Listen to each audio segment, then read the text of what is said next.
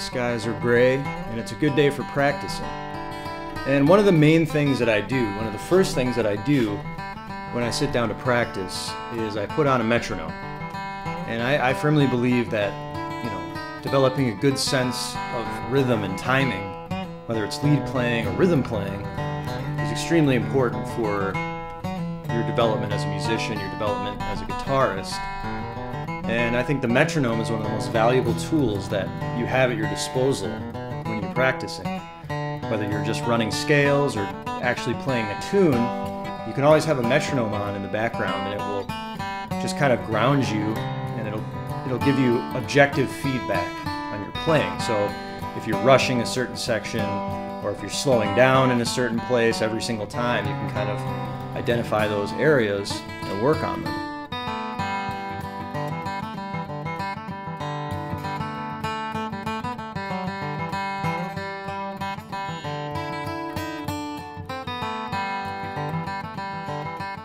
And one thing I find myself doing quite a bit is setting a metronome to just a nice round number, maybe 80 BPMs or 90 BPMs or 110 BPMs.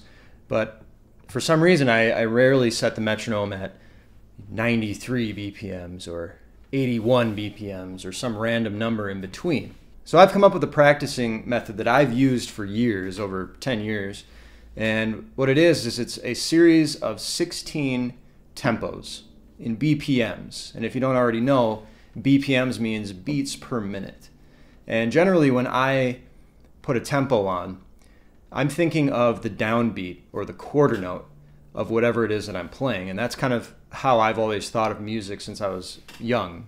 So obviously it's very difficult to practice every single tempo, right? To practice 90 BPM, 91 BPM, 92 BPM, 93 BPM, and so on.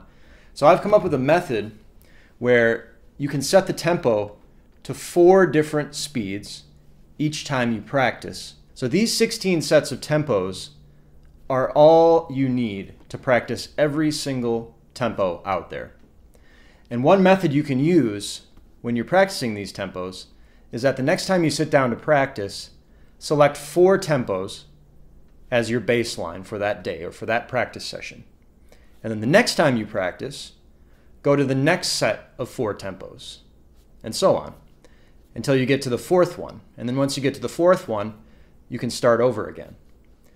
And what this is going to do is it's going to give you the ability to practice a variety of different tempos, instead of just setting the metronome to what you're used to. Because if you always just do what you're used to doing, then you're not really challenging yourself and you're not really growing as fast as you could.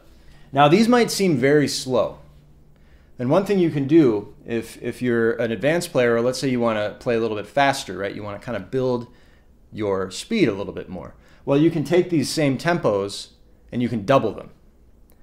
So these are the same 16 tempos, but doubled. So you can play a little bit faster. And the idea with this is that you're developing an internalized sense of tempo and timing. So you're not just practicing the same tempos over and over and over again, but in fact you're varying the tempos each time you sit down to practice very slightly. And if you reach a tempo that's too fast for you, that's fine. Just skip over it, or you can actually cut that in half. So let's say you reach the last series of tempos there, the 4th one, and you hit 152 BPMs. Well, that's extremely fast. So if that's too fast for you, then you can actually cut that number in half. So 152 divided by 2 is 76. So just set your metronome at 76, and you can practice the same tempo. And a lot of times in music, this is called halftime. So it's where you're taking the BPM, you're taking the beat, and you're cutting it in half. So this is just a great way to work on your timing and work on your tempo in an objective way, and to just get out of your comfort zone of setting the metronome at the same BPMs every time you sit down to practice. Well, that's all for today, guys. If you're new to the channel, subscribe and drop me a like.